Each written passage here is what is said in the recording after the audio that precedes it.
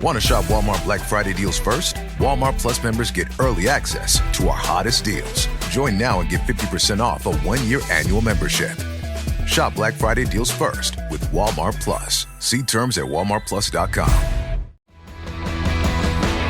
You're listening to What She Said with me, Candace Sampson, and this is your weekly reminder to take up big space in life, laugh loudly, absorb new knowledge, and continue to grow and expand.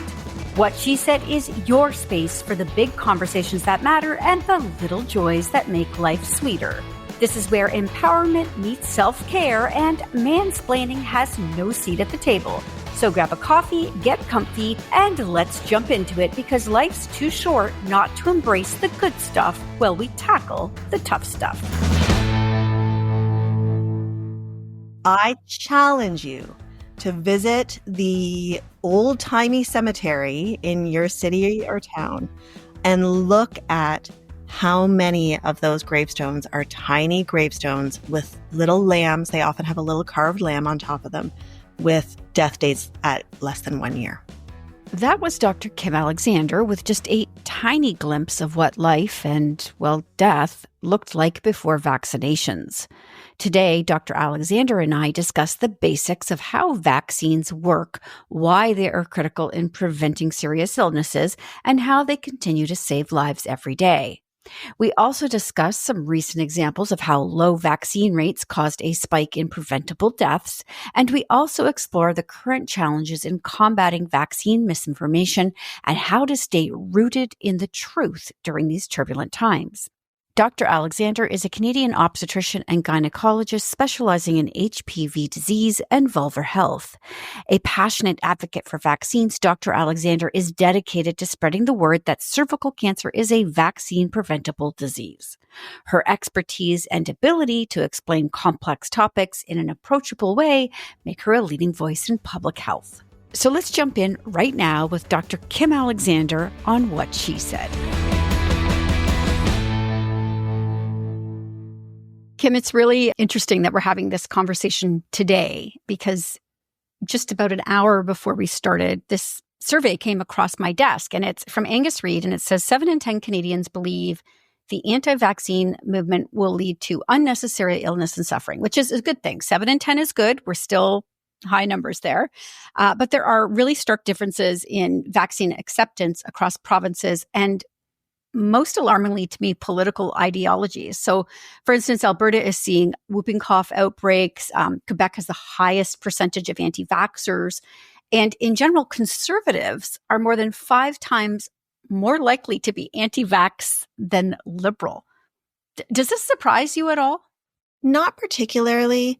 One of the hallmarks of conservative thought is that there is a level of distrust for people who are not like you. So if people feel like they're not connected with their politicians, if they feel that they're not connected with their healthcare providers, there's a baseline level of distrust that we can demonstrate in trials that makes people less likely to access this kind of care. So I think given everything that's happening in the world right now, particularly to the south of us, where we may see some massive changes in vaccination, this is a really timely discussion. And I want to start with the basics of, how vaccines work, how they work in the body and why they are so effective at preventing disease. So maybe you could start there for us. Sure. So every time you leave the house, every time you walk around in your house, you're bombarded through your nose and your mouth with all sorts of different proteins. So the proteins from your cat's hair and the proteins from your dog's saliva and the proteins from the vegetables that you just rinsed under the sink. So we're always being surrounded by this little cloud of antigens, which is the name for the kind of proteins that we're exposed to. Most of these proteins are totally benign, and a certain percentage of these proteins can cause harm, and we call those pathogens. So back in the old days, you couldn't develop immunity to something unless you'd been already exposed to that antigen. So unless you'd had the illness before, like the common cold, right? We don't have a vaccine for the common cold, but when you send your kid to daycare for the first time, they get sick from every common cold virus that's floating around. They've never been exposed to that pathogen before, so they fall in. Okay. So vaccines are just a way to make sure everyone gets the antigens, the proteins from the dangerous viruses so that our bodies can be prepared to meet them and get rid of them before they wreak havoc in our bodies. It's interesting you said that about the common cold. I remember when my kids were younger in school, like the first couple of weeks, they'd always come home. They're little germ carriers, I would say, and everybody would be sick in the house. But there were always sort of these moms too who were like, oh, well, let's have a chickenpox party, which just always boggled my mind that they would expose their kids. So how do you say that? Because there are people who think, well, we should be exposed to these things because then we're healthier. Well, as we know from COVID, so COVID is a really complex immunological disease. But as we know from COVID, the dose of antigen that you got, the amount of COVID you were exposed to, played a role in whether you got sick and how sick you got. So ideally, we're going to give you such a tiny dose that your body's not going to get that sick, right? That you're not going to have a massive protein antigen exposure that's going to make you really sick. So for chickenpox, most of the time, chickenpox makes you uncomfortable but doesn't kill you. But sometimes it does kill you. So ideally, we're going to give you a tiny dose of chickenpox through vaccination so that you're now not going to be exposed to a massive load of virus without the capacity to respond to it. And I think this leads to my next question, actually, because I think we have to clarify a little bit, because you said give you a tiny dose of chickenpox, because there's a lot of people who say, I got sick after I got the flu vaccine. I got the flu after I got the flu vaccine. So can you maybe explain that phenomena a little bit? Sure. So for the vast majority of the vaccines that we have, we don't actually use the part of the virus that makes you sick. So viruses kind of look like little bugs. And so we'll use in the vaccine, we'll use a little chunk from the bug's arm, but it's the bug's torso that makes you sick, right? Because when the bug comes in, your body's going to see the arm and be like, yes, I know you. I'm going to get rid of you. So that piece, the non-infectious piece, is enough for your body to get rid of the pathogen. But when people are talking about the flu vaccine gave me the flu, it's impossible. The infectious part of the flu isn't in that vaccine. There are rare vaccinations that there are. So there are certain vaccines, especially for travel vaccines. Some of them actually are live vaccines, and we have to be more cautious about who we give those to because they actually can cause trouble for people. But for the vast majority of the normal vaccinations that you get at your doctor's office or at the pharmacy, it's just impossible. But as people, as human people, we're always searching for explanations and patterns, right? So if you happen to go out and touch the pump at the gas pump and be exposed to a cold virus and you had your vaccine 2 days earlier, people interpret that as vaccine caused the problem. I'll let you know too, flu is relatively rare. I've had flu probably once in my life. I could not get off the couch for a week, right? Like it's real bad disease. When you get it, So the average kind of my nose is running, I'm feeling a little tired, I'm coughing, probably not influenza for most people. So they're getting cold viruses and attributing it to the shot that they got because that's how the human mind works. We're always trying to figure out how to avoid danger. So we look for these patterns. Yeah, I'm just going to say I had the flu once as well, and it knocked me out for almost a month. I was so sick and I never, ever, ever want it again. So I diligently get my flu shot every year. That's right. I tell people that if you've ever actually had flu, you will never miss a vaccination. Oh, honestly. It's not because I'm afraid of dying necessarily, but who wants to be knocked out for 4 weeks? Yeah. And that is potentially how long it can be. It's awful. So let's talk a little bit about what the world looked like though before vaccines. Sure. So, one of the things that got me interested in vaccines was I happen to have a child who's a morbid child. I think it might be because both of his parents are physicians.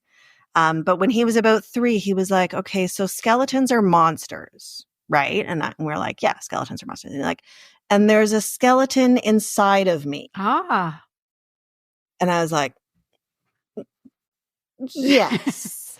And he was like, and Dad fixes skeletons. So his special interest became the undead. So I spent a lot of time in my child's early years in cemeteries.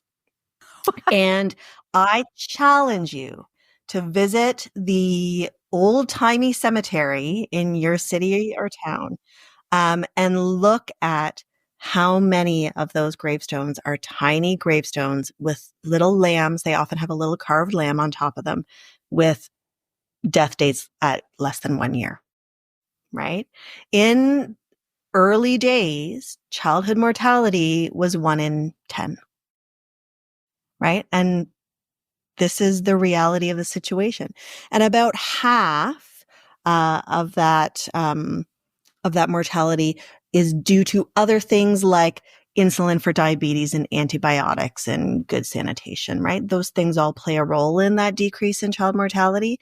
But the other half is vaccine preventable diseases, things like pertussis or whooping cough, which kills even now 1 in 200 kids that contact it. And for those that don't die, it's called the 100-day cough because it is disabling and those kids end up in hospital.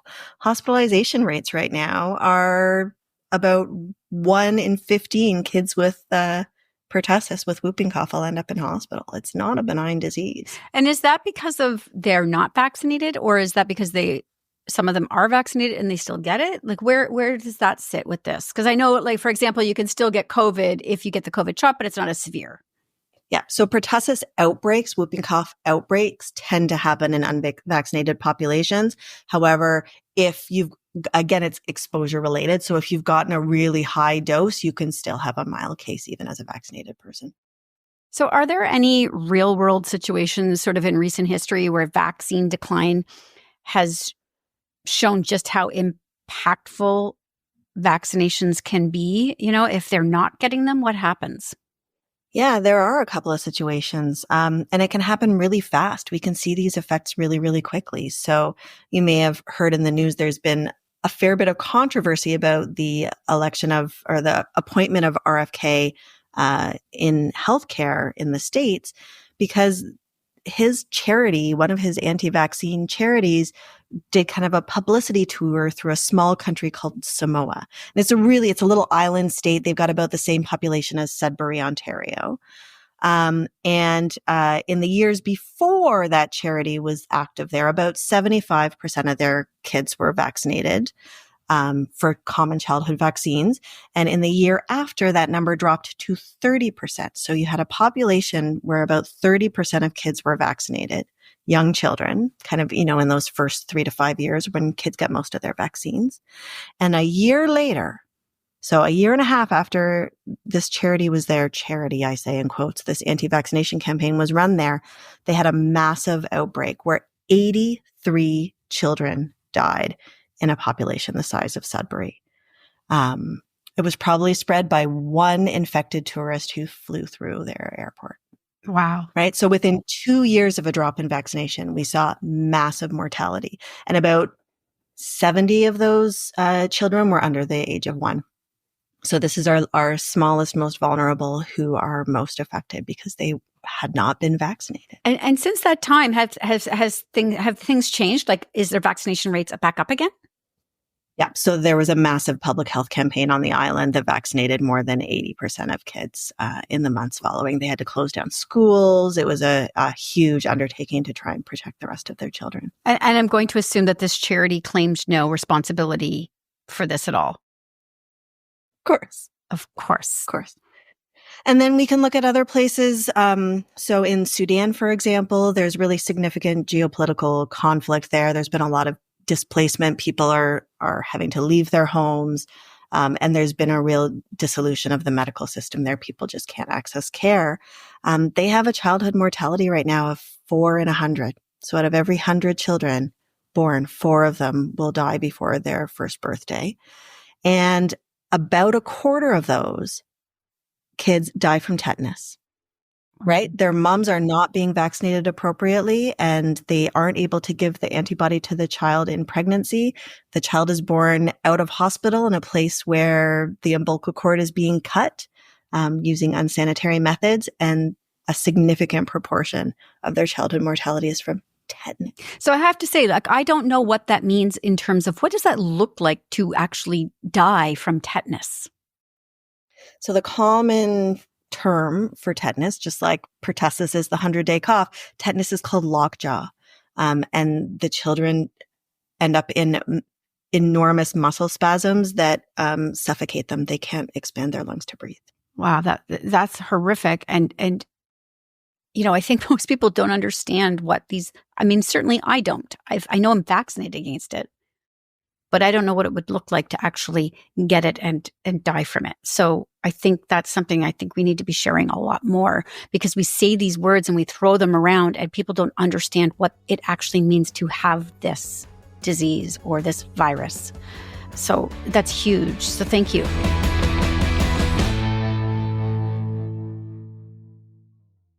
Blinds.com's Black Friday sales event is happening now with our best deals of the season. Let our design experts help you make the perfect selection for your home on your schedule. We can send free samples right to you and handle everything from measure to install. With over 25 million windows covered, Blinds.com is the #1 online retailer of custom window coverings. Save up to 50% site-wide, plus doorbusters, and a free professional measure at the Blinds.com Black Friday sales event now. Rules and restrictions may apply. Fever, cough, congestion. When the symptoms keep coming, but you've got to keep going, you can rely on Mucinex Fast Max All-in-One. Just one dose of Mucinex Fast Max All-in-One relieves up to 9 cold and flu symptoms, helping you get on with your day. Need cold and flu relief? Get Mucinex Fast Max All-in-One and Done Relief. It's comeback season. Use as directed.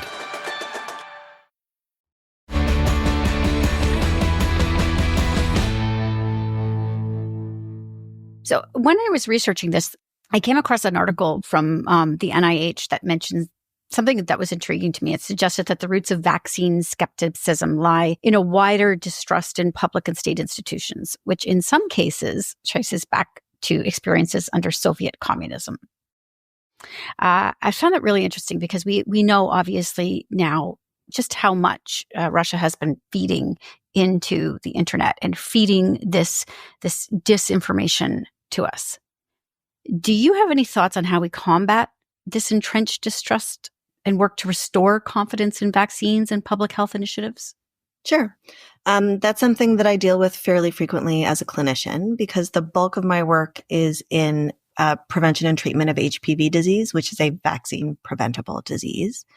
If we had higher vaccination rates for HPV, my job would disappear. So I am really hoping that we have better vaccine coverage soon, because I would like to retire eventually. That's definitely in my plans. So I have these conversations regularly with patients about HPV vaccination, and I certainly do come across hesitancy, and it's often based in distrust. And in Canada, we are blessed to have Medicare. We're blessed to have a public health system.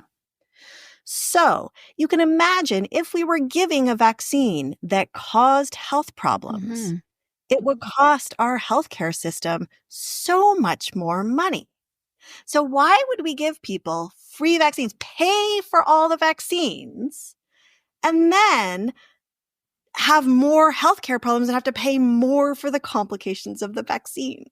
Right? The very fact that the government is like, hey, we're going to give you this thing for free. We're going to give it to you because it's good for you, is a statement that it saves healthcare dollars. And if you're saving healthcare dollars, it's because your population is healthier. Perfect explanation. So, obviously, you mentioned RFK and, his potential role in the U.S. coming up. And we're seeing, Alberta's recently limited vaccine availability. Aside from voting, what can the general public do to address and sort of counteract these harmful policies in the meantime? Because they are impacting us in real time. And I just don't know aside from getting updated vaccines and voting, what else can we do? I think it's important to make sure that you're having conversations with your friends and family, that you're just mentioning, hey, I went and got my vaccine today. Don't forget to get your flu shot. Here's the link to the pharmacy in our neighborhood that's giving it.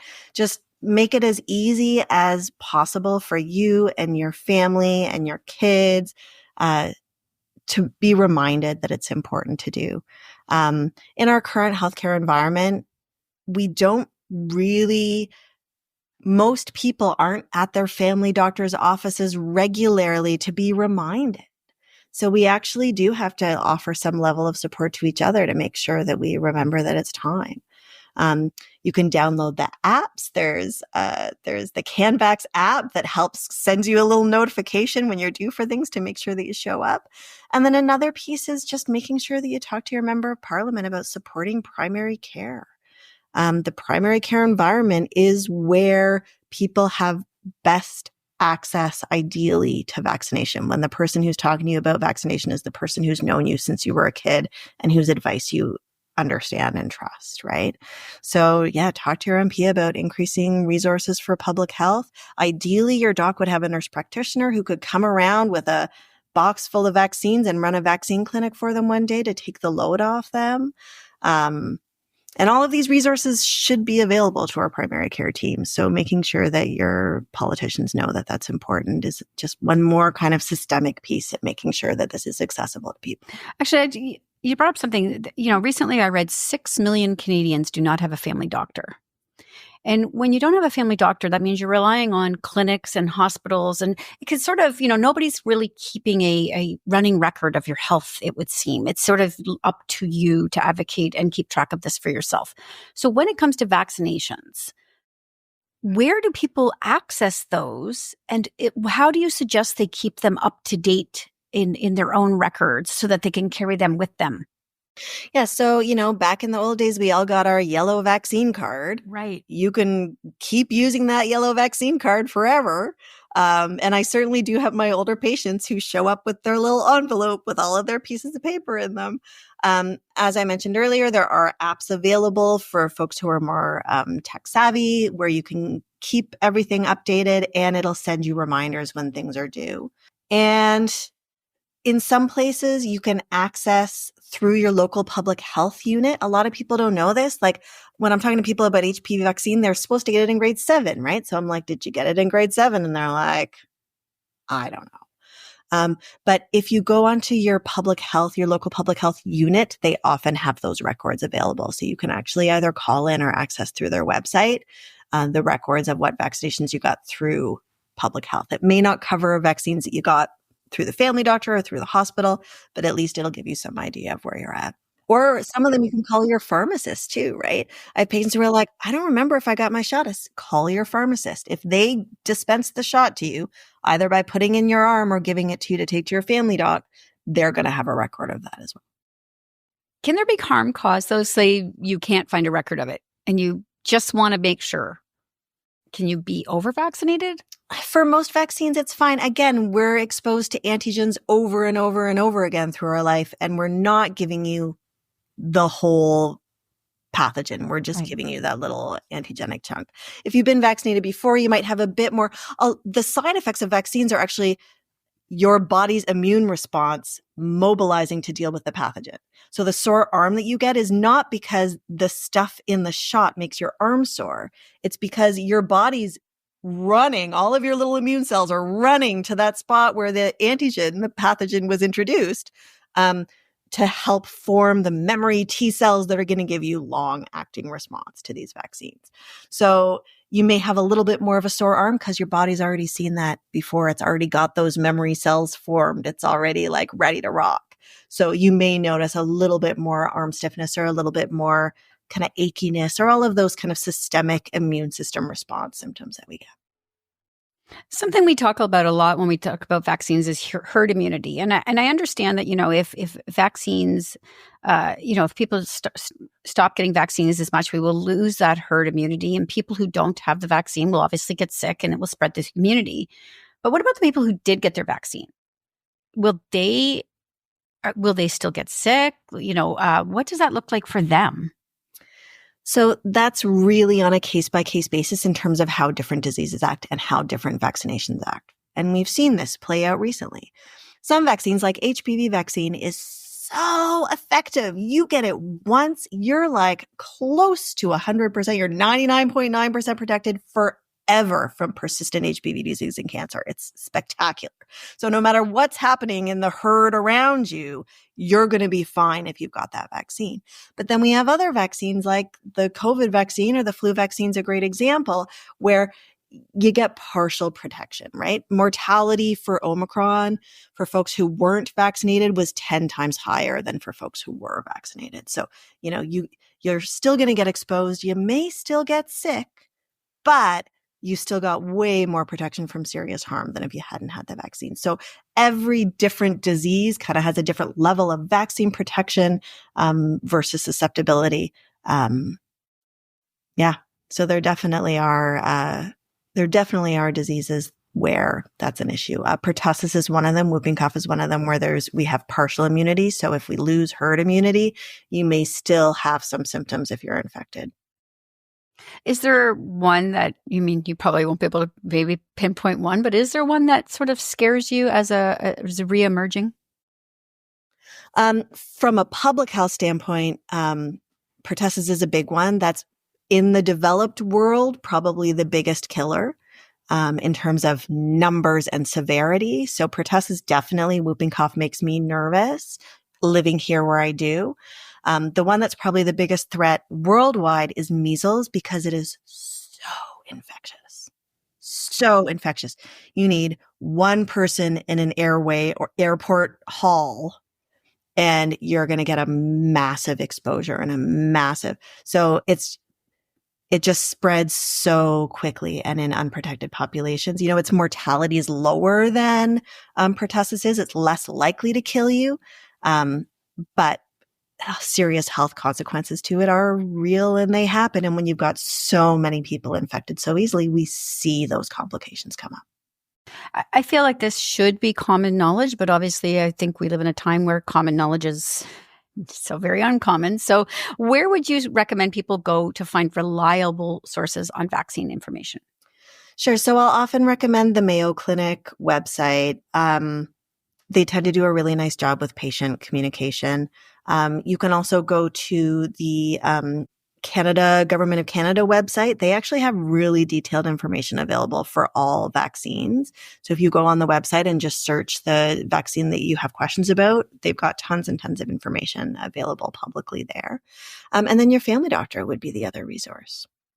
So we're heading into the holidays and a lot of people will find themselves at the table with, family members who they may not see eye to eye with on this topic. And it's difficult to have these conversations, especially if you're not armed with some facts. So do you have any sort of recommendations for having these discussions with people who are skeptical or perhaps anti-vaccine? Just sort of real quick points they could just drop into the conversation and not have to worry about it? So for certain folks, it's not going to be a productive conversation. For some people, their health ideas, their health beliefs are really more religious than factual. That you could show them all the evidence in the world, but in their heart, they feel it's wrong, so they're going to say it's wrong, right? There really are people for whom all the facts in the world are going to make no difference. So when I'm in a circumstance like that, what I'm saying is actually not for those people. It's for the other people in the room, right? Because if you're in a room where all you hear is incorrect facts, over time you start to think, well, maybe I'm the one who's wrong. Maybe they're right because everyone else is saying this stuff that I thought was wrong, but maybe I'm the problem. Maybe I shouldn't be. So what I try and do is actually just restate things as factually as I can for the other people in the room, right? So that you're reasserting reality when we're dealing with people who are personality disordered or really kind of steeped in that system of misinformation. You just try and reassert reality for the people around you. So I got my flu shot yesterday. I feel fine. I feel really relieved that I'm protected this season. I don't want to make anyone else sick. You know, we're going to see grandma next week. I made sure that I got my flu shot because, you know, even if there was a tiny chance that I would make her sick, I would really feel bad. So the community connection, reasserting reality, and just talking about it. Like, yep, got my shot. Yep, got my shot. I love that. That's all you can do. Yep. That reminded me, there is many psychological studies, but there is one in particular where they do that, where they have 3 people who are denying reality and one person who is, firmly grounded in reality. And over time, that person is swayed to be like those other people. So such a good reminder for us right now to stay firmly grounded in the reality and the facts of the situation, and not to try to argue with the other people in the room, but to keep everybody else grounded with us. So that's an excellent way to end this interview. I can't thank you enough. You are always sharing on social media. You try to keep people updated, keep us all firmly grounded in reality. So where can people keep up with you? Sure. I'm on most socials as Dr. Kim Alexander. So you can find me on Blue Sky, you can find me on Threads, you can find me on Instagram, you can find me on Facebook. I'm no longer on the platform formerly known as Twitter, simply because of my concerns over misinformation there. But yeah, come find me. And also on my website, drkimalexander.com, all sorts of healthcare articles archived there. You could sign up for my monthly newsletter. Yeah, and there's tons of resources there, as well as podcasts like this one. The link will be up there. All right, amazing. Kim, thank you so much for joining me today. Thanks for having me, Candace. If you enjoyed today's episode, please take a moment to share it with someone who'd love it too. And don't forget to hit subscribe to What She Said with me, Candace Sampson, on your favorite podcast app. It's the easiest way to stay connected. Want more? Sign up for my newsletter at whatshesaidtalk.com to get all the latest updates, and let's keep the conversation going on social. You can find What She Said on Facebook and Instagram, and you'll find me on Threads, TikTok, and Blue Sky at Candace Said. Thanks for listening, and I'll see you next week.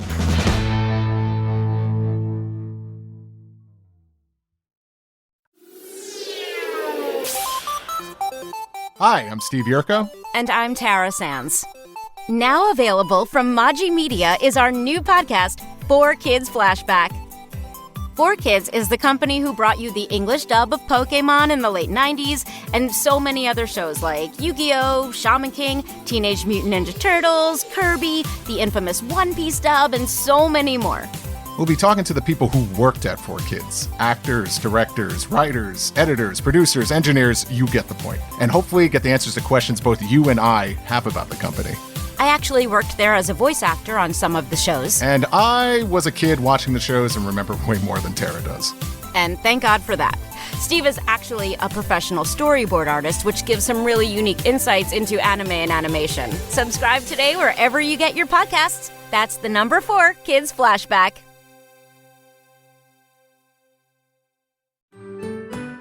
I'm Andrea Askowitz. And I'm Allison Langer. And we are the hosts of Writing Class Radio, a podcast, but we are so much more. We have writing classes. So if you are looking for live online classes where you can join a community, write to a prompt, get feedback, and get better, check out all our classes at writingclassradio.com. And listen to our podcasts wherever you get your podcasts and at writingclassradio.com. Another Sound Off Media Company podcast.